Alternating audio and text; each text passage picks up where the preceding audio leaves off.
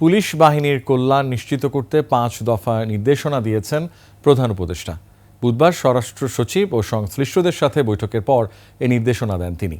বাহিনী সদস্যদের কর্মদক্ষতা বাড়ানোর নির্দেশনাও দেন প্রধান উপদেষ্টা।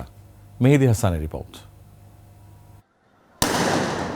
5 আগস্টের গণঅভ্যুত্থানে জনগণের মুখোমুখি দাঁড়িয়ে বড় ধরনের ধাক্কা খায় পুলিশ বাহিনী। এরপর থেকে অনেকটাই যেন নির্জীব পুলিশ বাহিনী। এমন পরিস্থিতিতে গত সোমবার বাহিনীটির শীর্ষ কর্মকর্তাদের নিয়ে বৈঠকে বসেন প্রধান উপদেষ্টা। বৈঠকে নিজেদের সমস্যা খোলামেলাভাবে তুলে ধরেন পুলিশ কর্মকর্তারা। পুলিশকে অবহেলা করে কিংবা পাশ কাটিয়ে গিয়ে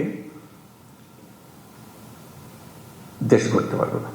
পুলিশ বাহিনীর এসব সমস্যার সমাধানে কি করা যায় তা ঠিক করতেই বুধবার স্বরাষ্ট্র উপদেষ্টা ও সংশ্লিষ্টদের নিয়ে বৈঠকে বসেন প্রধান উপদেষ্টা। ওয়ালটন আবারও মিলিয়নিয়ার অফারে ওয়ালটন ফ্রিজ কিনে আপনিও হয়ে যেতে পারেন মিলিয়নিয়ার।